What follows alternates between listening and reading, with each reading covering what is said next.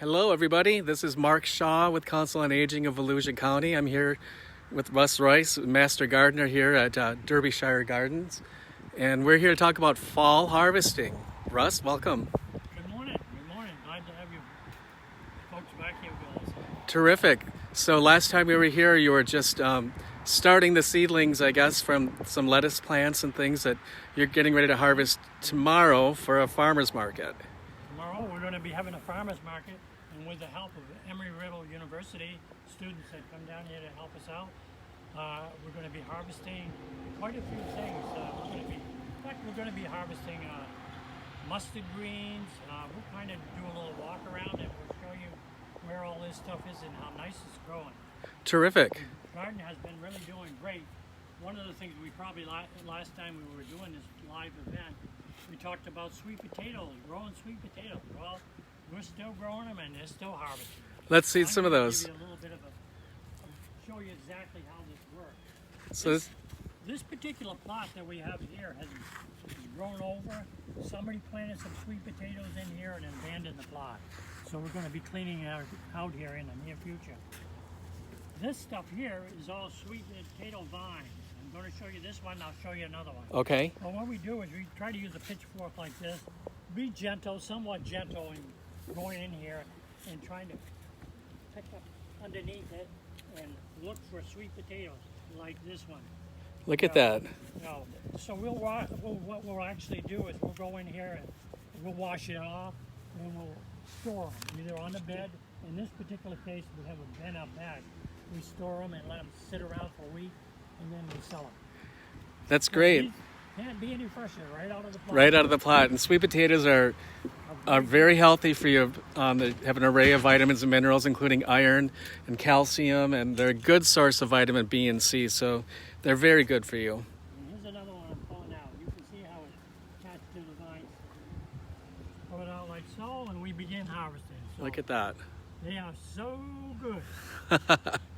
Well, that kind of gives you an idea Okay. of what we have there. And let's go over here and take a walk over here. And some of the other crops that we're growing pole beans, which are not going to be ready maybe for 35 days, 40 days, and we'll be having some pole beans going into the farmer's market. Let's talk about this contraption you have over here for the tomatoes, is that? Here we have an individual that's planting some tomatoes.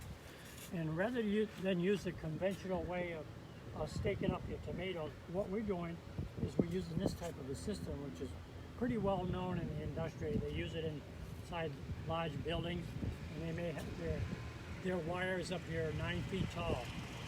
This is simply, in its simplest form, all this is a roll of twine on a catch which locks into place when you pull on it. Yeah.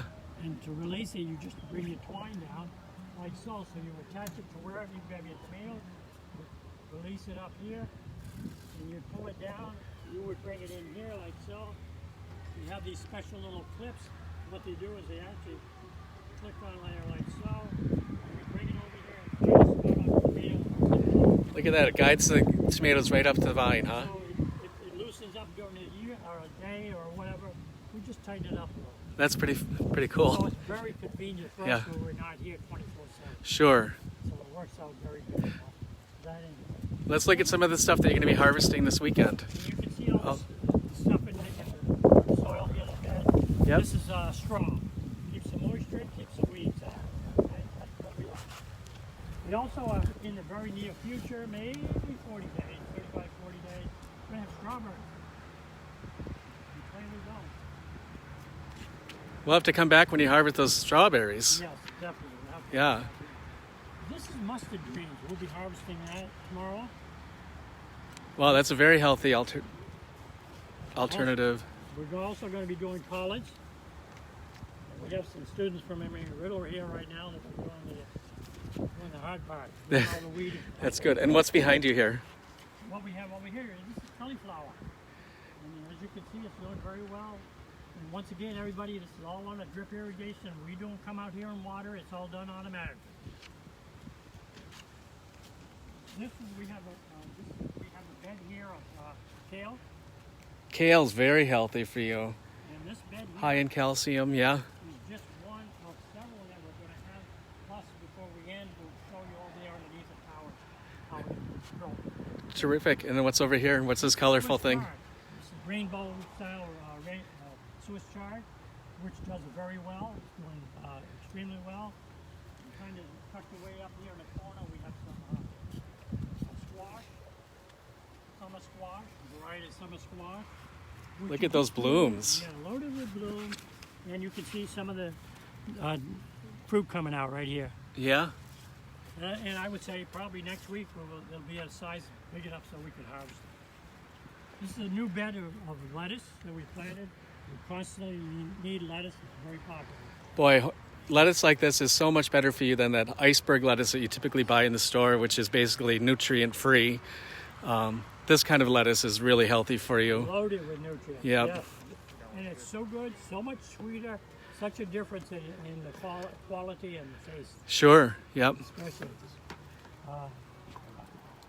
This is a sweet bed, sweet potato bed that was, some of it was harvested last week, and we're going to continue to do that. There'll be lots of sweet potatoes. Yeah, look at that. And what we do with this, we don't just dispose of it as a dumpster. We usually bring it down and cut it up into small pieces so that we can compost. You've got a compost heap, yep. So we try to do that. And many of these plots are in different stages of people growing stuff, starting stuff, and trying to get ready for the fall part. Great. And then over here in the corner, you have more lettuces, and I think you said strawberry plants. Yes, we do. We're over here on the tower garden. This is where again, I'll tell you how this works. This is these two silver containers you see over here are nutrient tanks. We fill it up with nutrient, a fertilizer mix, and calcium nitrate. We put in there and mix it up, and it pretty much is automated with a time. It's on a timer. We do have to periodically check it and make sure everything's okay. But we're in the process of automating this whole system, so we only have to check it maybe once a month. That's pretty remarkable. When we were here a couple of weeks ago, these were just small little seedlings in here. And look at the kale. This is kale is at the most 2 weeks old. Wow. So you can see how nice it's doing. Beautiful blue kale. Yep. Gorgeous. And the lettuce, it's maybe 3 weeks the lettuce has been in here. It's ready for harvest tomorrow. Ready for a salad. Yep. And right here you can see where we're doing our strawberry. Again, all this stuff is being done in, it's all soilless. We're using coconut coir and perlite. And here the strawberries are doing very well. One of the things that we do here, we cut off the runners on these. We want to put all that growth into the plant. And when the strawberries start coming out, if we get rid of the runners, we get a much bigger plant and bigger berries. And everybody looks for those nice, big, juicy berries. So that doesn't damage the plant, obviously, if Nope. you take the runners No, off. In fact, it likes it. Yeah. It likes to be done like that. So this is doing, it's doing very well. What we're going to do is harvest it.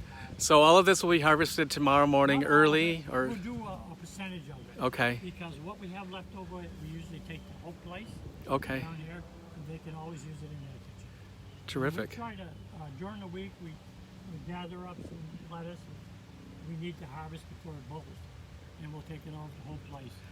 They love it. This type of system is a tower garden. It's just more or less a weight. We fill it and then we waste the water. In other words, we let it go to the soil. Okay. Okay. And what we've done, rather than letting it just simply go, we put these buckets down here, and we can grow crops like we can do kale in there, we can do broccoli in there, we can do some cauliflower in there, cabbage, whatever. We can pretty much do it in there. Yeah. And that gives us a little bit extra. And these up here are the irrigation? This is the irrigation, this piping system you see going around here. It's all on one single timer. Each line, in case we decide that we don't want to use this particular row, we can shut it off individually. Works very nicely. The only problem we have is not having enough time to down here harvesting. Got it.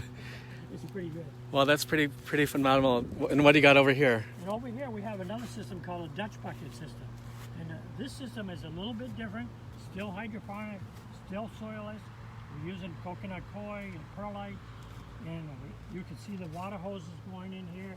the source of the water and the nutrients is in this reservoir. And once again, it came from Home Depot, modified. So we put 14 to 15 gallons of water in here, and we mix the nutrient in the proper amount. Basically, same thing here.